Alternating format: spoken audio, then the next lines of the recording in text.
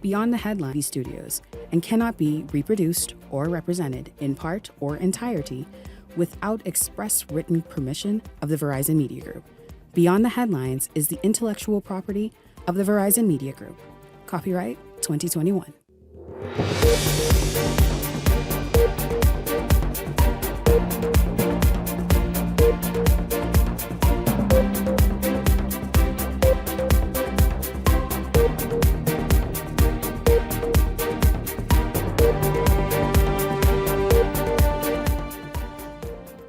Coming up tonight, a political night for the history books. The PLP celebrates a sweeping victory as the nation delivers its verdict at the polls. Tonight, comprehensive coverage and recap on the 2026 election and the people's decision. This is Beyond the Headlines. Good evening. I'm Shanique Miller. It's great to have you along this evening. The Progressive Liberal Party has secured a second consecutive term in office, delivering a commanding victory in the 2026 general election and reshaping the country's political landscape in the process. But beyond these celebrations, the results are also sparking a bigger conversation across the country and the wider region, whether voters are still driven by confidence in political leadership or whether many are simply choosing what they see as the lesser of two options, or you would know, lesser of two evils. Tonight, questions about party divisions, third-party growth, voter frustration, and demands for greater accountability now taking center stage as the country looks ahead to the next 5 years. Now, before we go to Jose Etienne in this story, I want to bring in the panel right now. Welcome to Beyond the Headlines. It's good to have you all in. Leslie Miller, Gabrielle McKenzie-Enius. I know we have Howard Johnson supposed to be with us. And let me guess, right, Justin? That can't happen. I do have a feeling exactly why you perhaps would tell me that it can't happen. But good evening to you both. Welcome to Beyond the Headlines. Good evening, Shanique. Good evening, Leslie. Good evening, Bahamas. I'm so happy to be sitting next to Leslie tonight, Shanique. Yeah, I bet she is. Let's money. Leslie, don't talk our business on the air, man. Listen, no money talk. No money talk on the air tonight. But I want to ask you all, any surprises before we hear and get a full sort of insight into yesterday's vote? I want to ask each of you, any surprises yesterday? Leslie, what was your surprise? My surprise is that we got 33. 30. What did you think? I was caught between 24 to 26 and 30. I was a high. I was really wonderfully surprised. That's people interesting.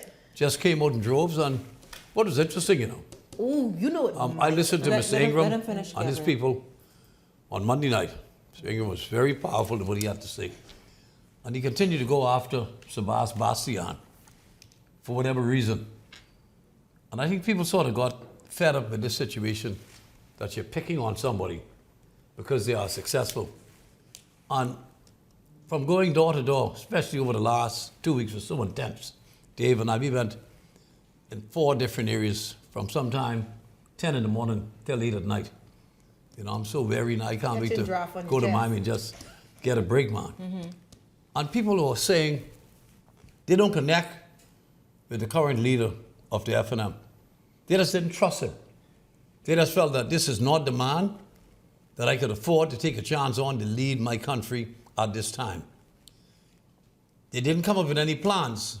All they did was criticize the present government with what they figure had transpired over the last 4.5 years. And we kept hearing that over and over and over again. We will dissect each of these organizations and their message, their campaign strategy. We will do that in a minute.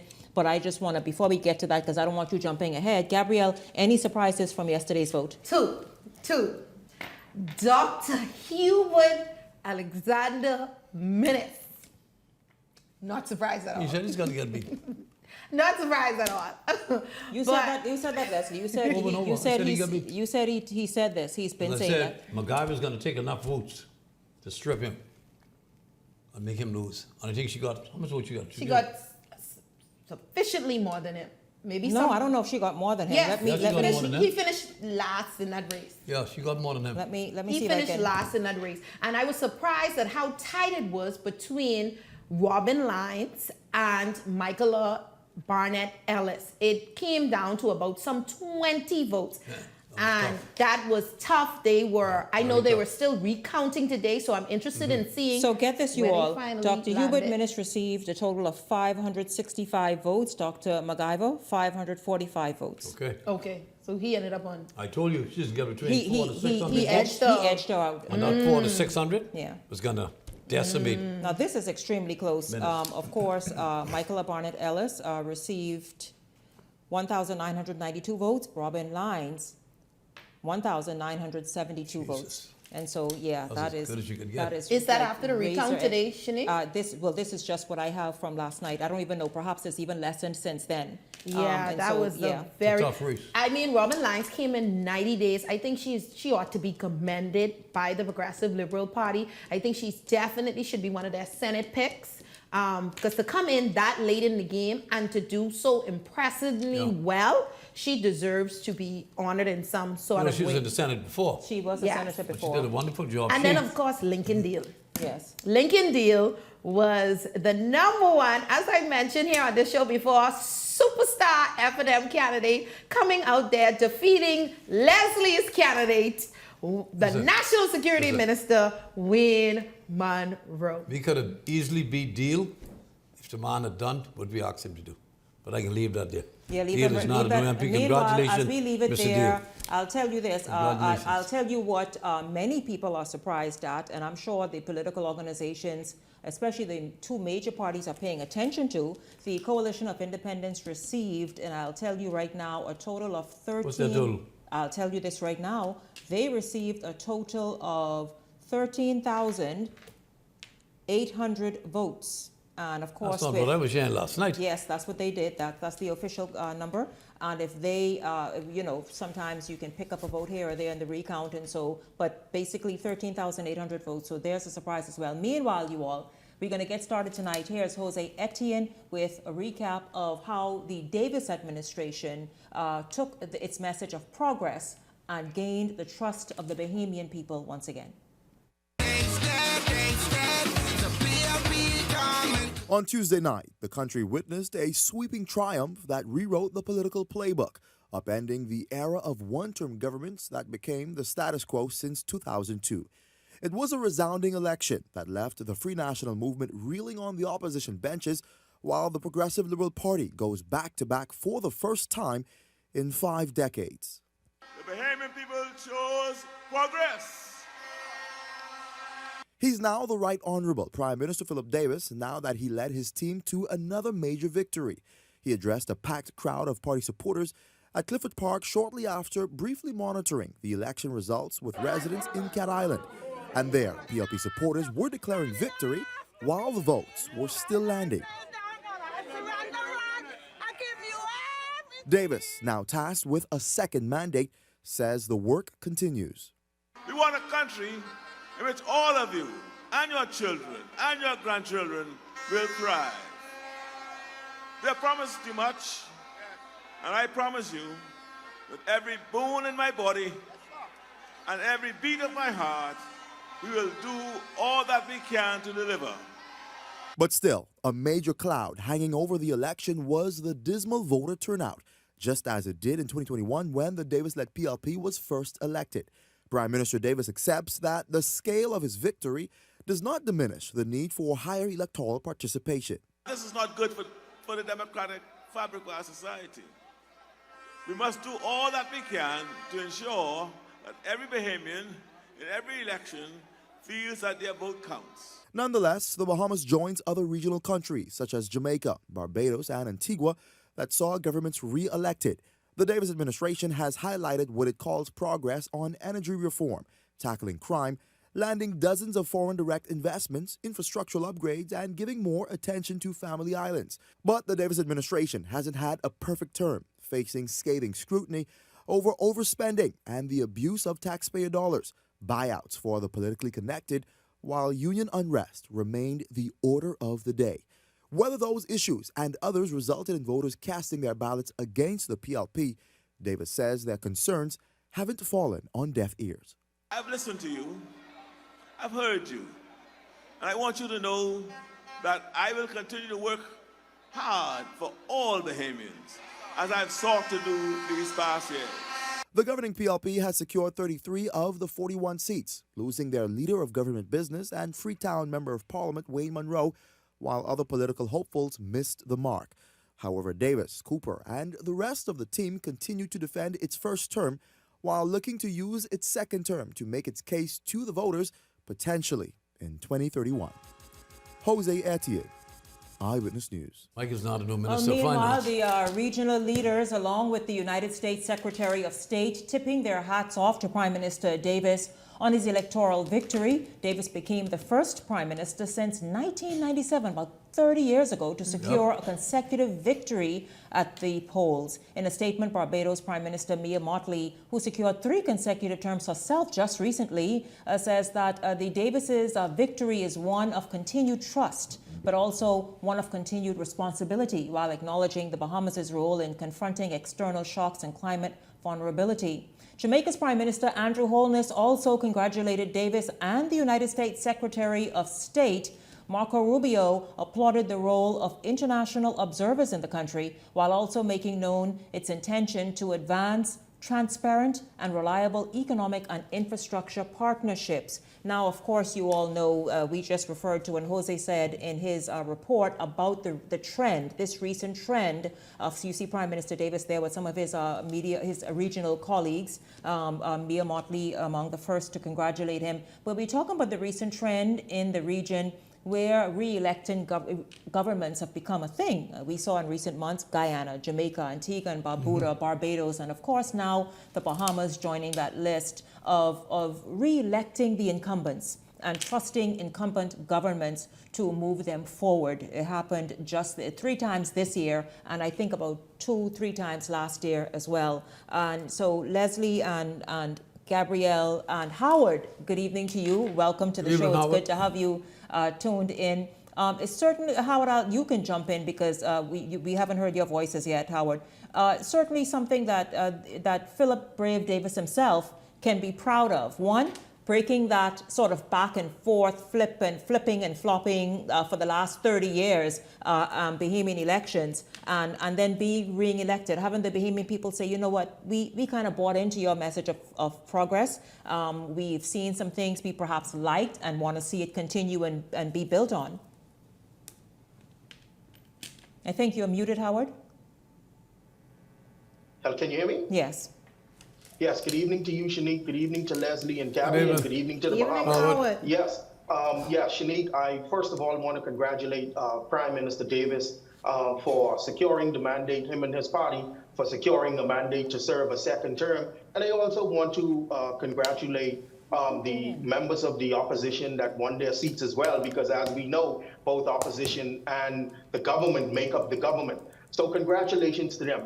The mandate that Prime Minister Davis has. I see a lot of people out here now talking about it's not a popular mandate, it's not a strong mandate because of the 55%. A mandate is a mandate, Shanique. If Prime Minister Davis and his government had secured 100% of the votes, he would still be swearing in tomorrow to be the Prime Minister for the next 5 years. So those things are just matters of political hyperbole, you know, and depend on what preference you have. He has the mandate to govern. I hope the fact that it was not a big number, you know, 55% is a good number. Whatever the number is, you have the mandate. But he said, rightly so last night, he is concerned about that apathy that is out there with people that decided that they were not going to come out and vote. At the end of the day, though, Shanique, and this is the last thing I'll say, voting for the FNM is a right to vote. Voting for the COI and voting for the PLP is a right to vote. And sitting on the sidelines, although I don't like it, it is also a right in a democratic country to not participate. So all of it is your right to vote, but it does not undermine the mandate to govern in any way.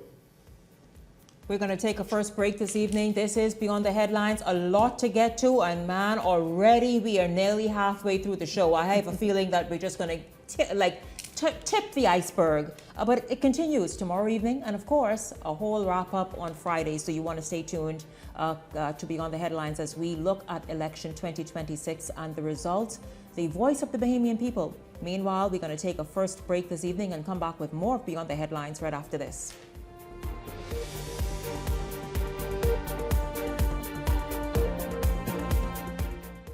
Hey, it's your boy Charlie Bahama here at Superwash, Superwash's newest spokesmodel. And I'm here to tell you about Superwash's large capacity washers and dryers for all your big loads. I know I see that Charlie Banana coming here just now. Uh-oh. Luckily, it's also big enough for me to hide it. I thought he was right over here where these large capacity washer and dryers is. It's big enough now to handle your big loads, you know. Yeah, like your comfort on your blanket. But just look at us. Somebody forget to turn on the dryer. Oh, stop! Help! You hear something? Yeah, that's the sound of clean. Superwash washes you, presses you, and entertains you 24/7. Welcome to Grand Bahama Tile's post-Mother's Day pop-up sale. This Thursday and Friday, enjoy 15% off store-wide. Come in and see our new arrivals of outdoor and indoor tiles with new designs and textures. There's something special waiting just for you. Just 2 days only. Call them at 352-7920. Restrictions apply.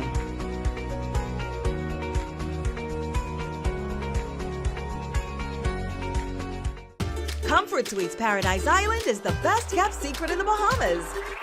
Located directly next door to the Atlantis Resort, you'll receive all the privileges of an Atlantis guest with all the benefits of a Comfort Suite stay. Enjoy everything Atlantis has to offer, including Aquaventure Water Park, plus all the amenities of Comfort Suites. Free Wi-Fi, free breakfast daily, and kids stay, play, and eat free. Visit ComfortSuitesPI.com.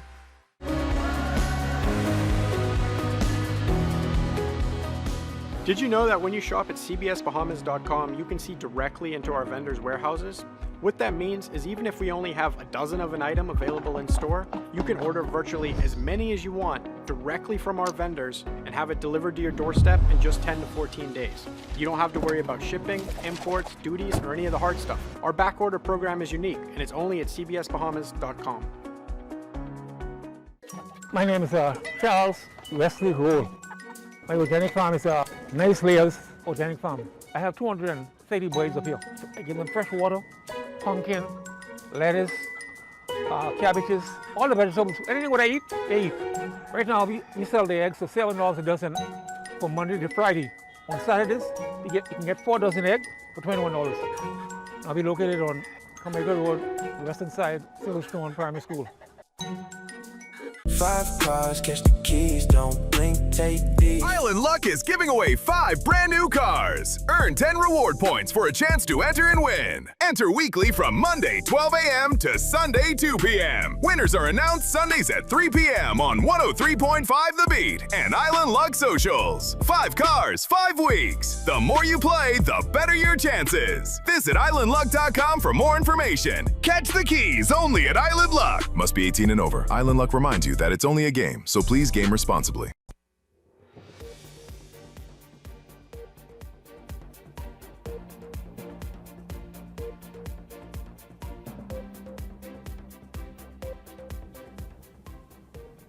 Welcome back to Beyond the Headlines. It's good to have you all tuned in. This is an election recap. You all know about 24 hours ago, I was sitting on the set, but it was a whole different set of circumstances. We were calling out the results. Everybody was on the edge of their seats, wondering exactly how the Bahamian people voted and who would become government.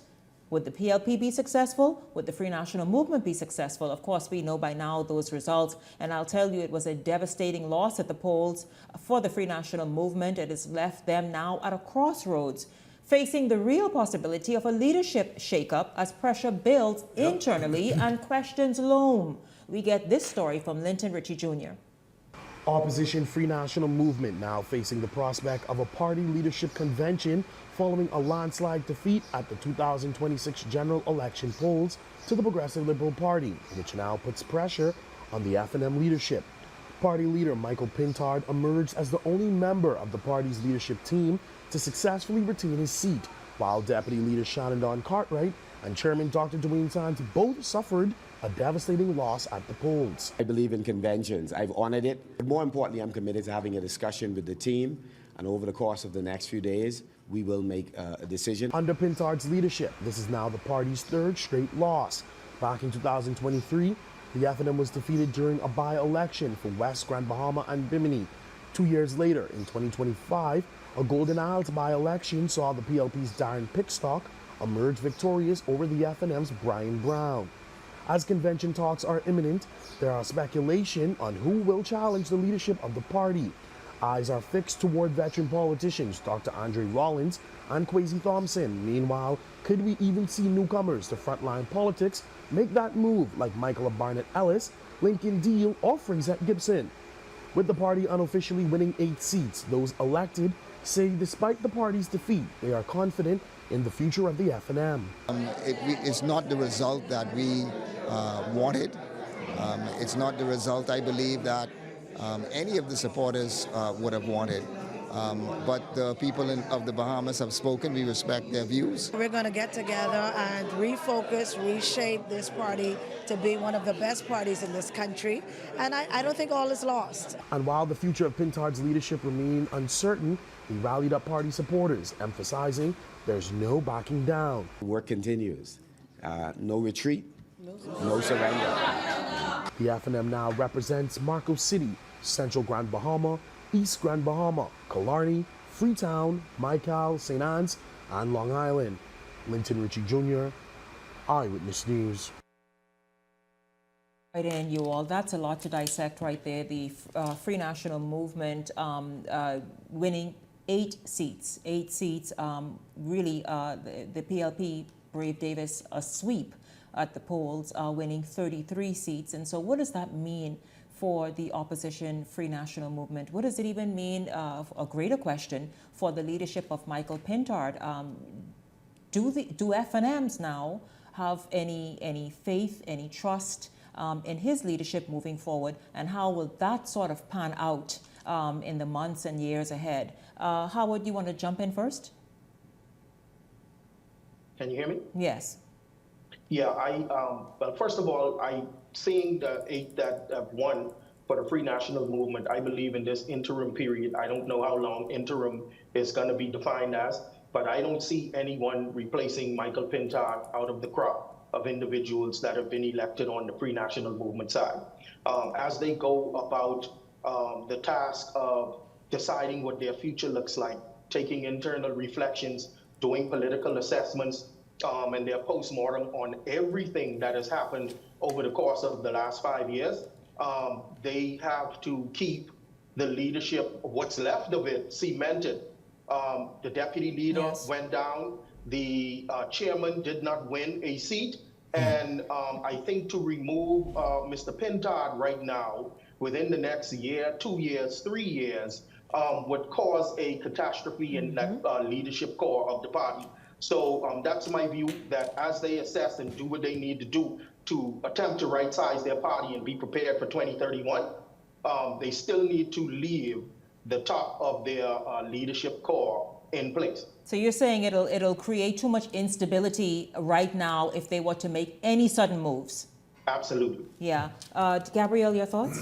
I concur 100%. In fact, I just had a conversation with someone today that wanted to know my thoughts in terms of, they were talking about convention. I think changing leadership now is going to drive you too far into catastrophe when you have persons still licking their wounds. I feel like that may have been one of the challenges that the Free National Movement had, even with Dr. Minnis, just jumping straight ahead into a leadership convention before they got time to really assess what had even happened.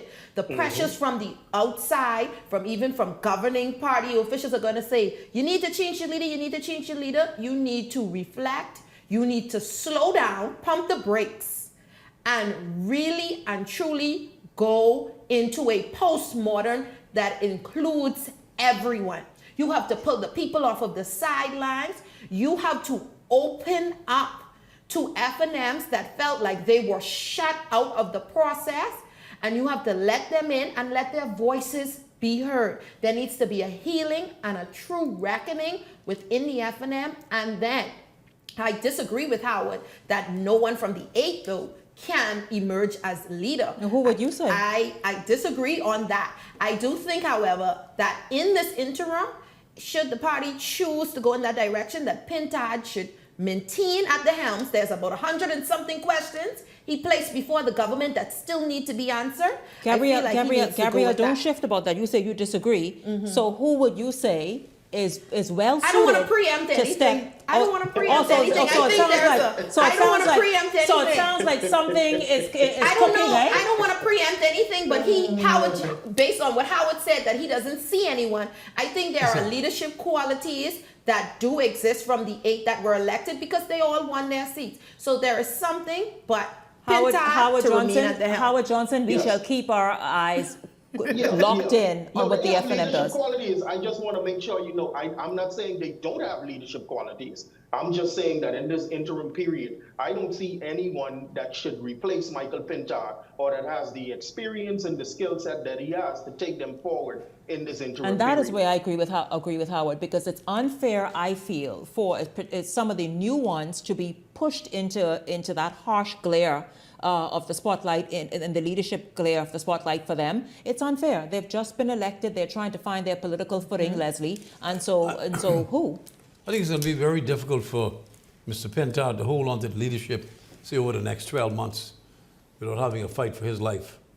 Dr. Rawlins has experience, been in Parliament from 2012, when we won, before he jumped ship and went with the FNM. He's a very brilliant young man. I liked him. In fact, I used to coach him and his counterpart in Parliament. Brilliant young man, if he can hold things together. I think you're going to find the 2 younger ones in there, also the lady who beat Dr. Minnis, is going to be vying for the leadership. Top of the poll. As far as they're concerned, Mr. Pintard has lost 3 streets, 2 by-election and this election, but they got wiped out. So there's no reason why they're not going to hit their chests and say, this guy was this good, and what you all are talking about, the leadership experience, what he has. He got beat on that leadership experience. So don't tell me you have no experience when you get wiped out. They're not going to fall into that argument. It's an open market there for those who have the guts to step forward. And I think Rawlins certainly have it, and the young lady, I believe, have it. So do you agree with Howard and I that he should stay on interimly, at least as the transition? I would say for the next 6 months, yes. But you know, with the defeat that took place, everybody in there now who won is equal to each other. And they're not going to give him any ground. Yeah. Not going to do it. Yeah. You know, fellas, I won, you won, I won too. I got experience, Everyone's equal. Everybody equal. Absolutely. You know. Well, we will see, obviously, exactly what the FNM does and what it intends on doing. Will they say, let's stay and keep this ship as it is right now so that we don't kind of make anything more volatile than it needs to be at this moment? Or will they decide to shake things up immediately so that they can have this time to rebuild? Remember, that's important as well. Having this long window ahead of you to rebuild, have someone established, and then move forward. And so it's going to be interesting to see what they do. Meanwhile, you all, Pinewood, where a closely contested race led to a formal recount, saw moments of tension during the recounting process today. Laurencia Smith was on the ground inside the counting center and has this story of what took place today. It was a shocking race to watch for many Bahamians as the Coalition of Independents managed to draw significant voter support in the 2026 general election, emerging as one of the strongest.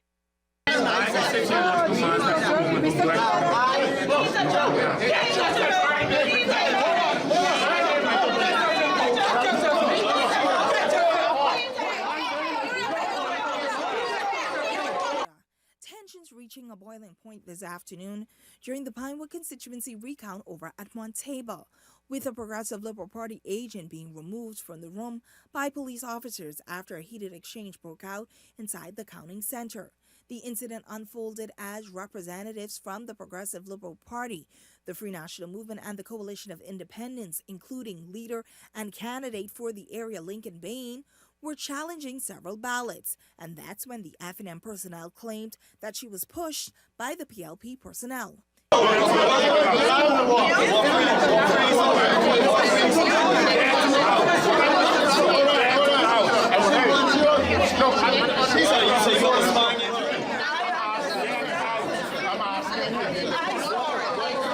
The deputy returning officer called for the removal of the agent in an effort to restore order and allow the count to continue.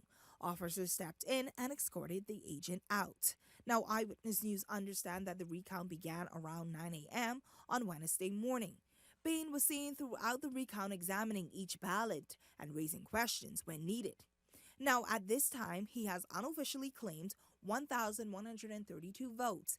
We have seen enough already to go to election court. There's stuff I'm not going to mention until we go to our lawyers, but there's some stuff here that is happening, even in the same procedure, that makes this enough to go to election court, and you're going to be hearing about that in short order. The Pinewood constituency is made up of 13 polling divisions with 5,544 registered voters. Based on the unofficial results, 3,565 ballots were cast in the 2026 general election, representing an approximate voter turnout of 65%. Incumbent for the area, Miles LaRota, credit his success at the polls to the party's base in the area. The numbers are consistent. I'm around 1,500. When Kalis Roll lost in 2017, he was around 1,600 votes. When I won in 2021, I was around 1,700. And you look at polling division by polling division, we have been consistent across. Of the 13 polling divisions, I had over 100 votes, I think, in 9 of them. Political watchers had long projected Pinewood as a key battleground constituency this election season, emerging as a race to watch between the incumbent, LaRota, COI leader Bain, and the Free National Movement's newcomer, Denari Roll. I'm good. I'm excited. I'm still happy. Everything I did was from the bottom of my heart. I still think I'm the better candidate, but over the next 5 years, you'll be hearing more and seeing more of me inside the community and across the Bahama. Well, you all know exactly what that was, and so before we go to the break, the COI gave a very impressive showing. They received, as it stands now officially, 13,800 votes. In fact, in about 3 to 4 constituencies, the COI got the second highest amount of votes, next to the candidate that won and that was elected and successful at the polls. And so the COI making quite an impression, quite an indent into the voters' numbers and whether who won or who lost. And so looking very impressive this evening. Now, when we come back, we're going to talk more about the COI's factor, about that Pinewood row, and also what do we think about it? Beyond the Headlines is back right after this.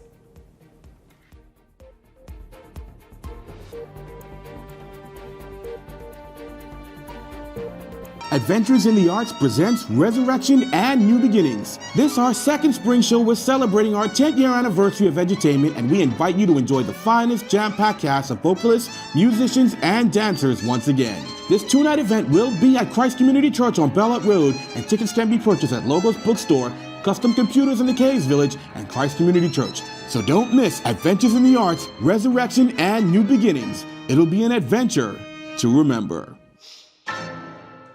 Wealth should not only belong to a select few.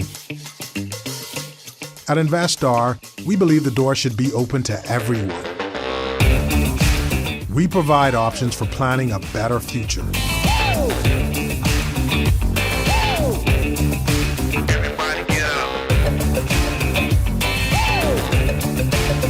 Our investment funds are designed to assist you in reaching your long-term financial goals.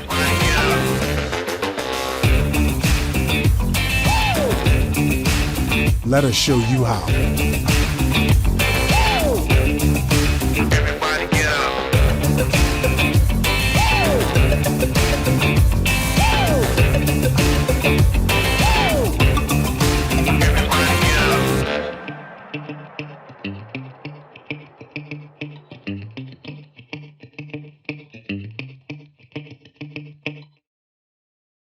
Welcome to Paradise Premium Foods, where exceptional taste meets everyday convenience. Right in the heart of Hurricane Hole Plaza, whether you're planning a beachside brunch, an intimate dinner, or simply restocking your favorites, we offer only the finest selection of local and imported goods, handpicked for quality, freshness, and flavor. At Paradise Premium Foods, shopping is effortless, service is personal, and every visit feels like a treat. From gourmet meals to go to organic essentials and indulgent treats, this is your neighborhood market elevated. Live well, eat better. Discover Paradise Premium Foods, now open at Hurricane Hole Plaza, Paradise Island. Paradise Premium Foods. Taste the difference.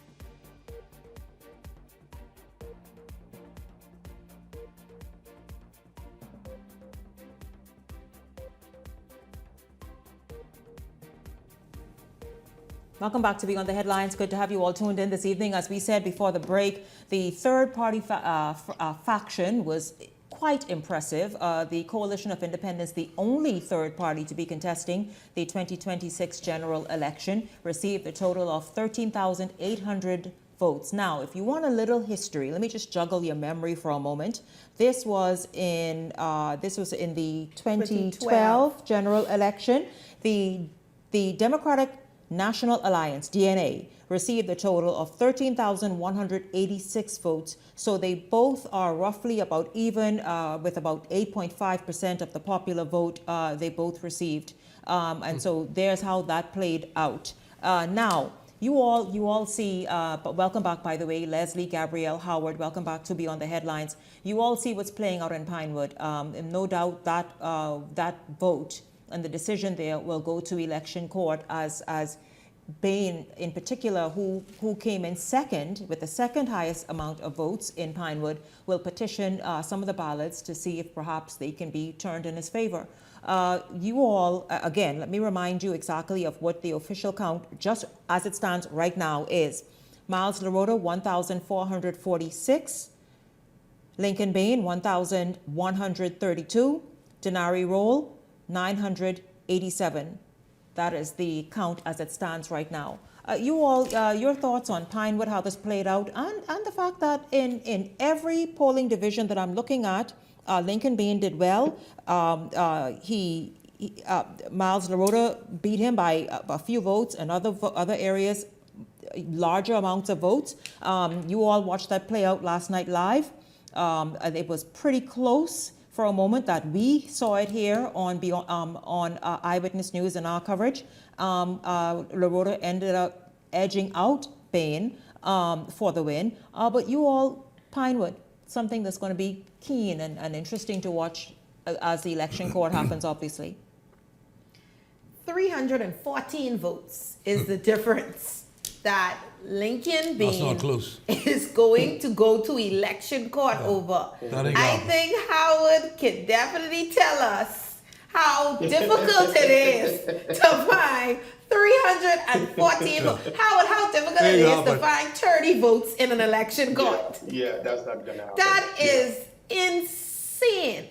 On top of that, the most surprising thing for me was that Mr. Bain was able to garner all of this support while putting on no major programs in the community, no camps, no major programs, no anything. He was able to garner all of this support in hopes that he may do something for them without having to do anything. I think it was creme de la creme.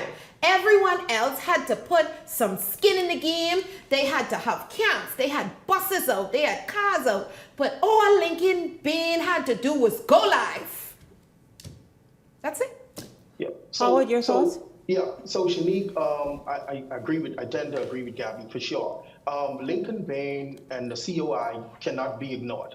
I noticed that last night the leader of the opposition in his concession speech did not even name them. But as you indicated, and as the record indicated, they won in at least, I believe, 4. They beat the FNM in 4 constituencies. So we cannot ignore them. The difference is the COI going to now become a viable third party or a real third party in the Commonwealth of the Bahamas, or are they going to continue to be seen as a protest movement? And here's why I say that, because even though they did well and they garnered the number of votes that they did, at the end of the day, you make real noise when you are in the parliament, and they won no seats. That's the reality. 13,000 votes, impressive showing, got more votes than the FNM in some constituencies, but you won no seats. At the end of the day, you have to win at least 1 seat to really be taken seriously as a part of the government. Now, there were 2 things that happened real quick, so Leslie can jump in. There were 2 things that happened. I believe, and I don't mean to throw anyone under the bus, but I believe there was a young lady on Eyewitness News last night that may have potentially prematurely said something that sparked Lincoln, yeah. you know, like that he won. That was the first thing, right? And so we all know that you don't need to give Lincoln much. Man, if you pass gas, too hard, Lincoln standing by, he going live the next about you passing gas. So you have to be very careful with what, and Lincoln is my friend and I love him, but that's the problem. Now Lincoln is on his way to election court, and these are the things that Lincoln thrive off and give him life. That's right. The chaos, the protesting, the playing victim, and these are the things that truly give Lincoln life, and he's gonna fight tooth and nail for things like that. You know, it's really incredible that the people of that constituency gave this man a 3rd chance at life. I thought he was gone, you know. Shit, I had his coffin and everything sitting up there. The damn guy walking the coffin, you know.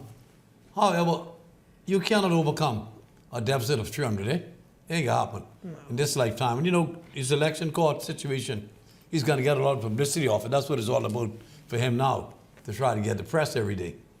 But unless you in a tie vote or very close, within a margin of 20 votes, you're only wasting time. That's going to be a total waste of time. The court has to spend all of that time counting those votes again, and the deficit is 300 and something. It's not going to happen. You know, there's no way he can walk into Parliament except when he go there to raise up. You know, he probably could take some pictures, but you ain't getting them, my brother. I just will tell you now. That ain't happening in this lifetime. Okay. And Shanique, one more thing, Shanique. And the second thing that I wanted to say, some of this protesting that Lincoln is doing now was also because, as I saw on social media, he is saying that I was leading at several different intervals during the night. Well, that's what happens. Yes. The numbers change. The final tally. The situation when you start counting votes until the final tally is had, what happens is fluid. The situation keep moving. Keep moving. My cousin, for example, my cousin Sylvanus Petty in Nordy Lutra, several times early on as the vote counts changed, he was losing to Ricky Mackey. Several people started reaching out to me and say, boy, look like your car's gone. Look like your car's gone. And at the end of the night, Sylvanus prevailed. So what Lincoln is saying is not something that someone is creating as far as a diabolical conspiracy against him. This is what happens every election. There were lots of changes to people's numbers throughout the night last night. That's a publicity stunt, man. That's all it is. Yeah, absolutely. We know the night was very, very fluid, and that is why those are the unofficial results. And then today with the recount, those are the official results, because that's how election results come in, quite just, again, fluid. And so you just kind of sort of go with it and call it as they come in. And again, just as you say, many times it looks one way, as though a constituency is going in one direction, and then other times it just ends up in a different direction. Well, I'll tell you this. Let us look at this. Fort Charlotte Member of Parliament-elect Sabas Bastian is celebrating after delivering one of the most dominant constituency victories in recent Bahamian political history. The pilot ain't flying no more. The what?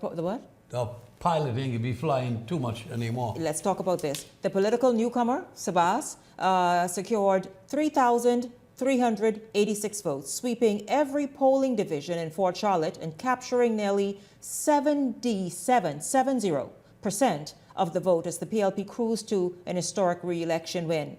Now, with the campaign over and the celebrations winding down, Bastian is revealing that work on the ground in Fort Charlotte has already started and is promising residents that there is much more to come.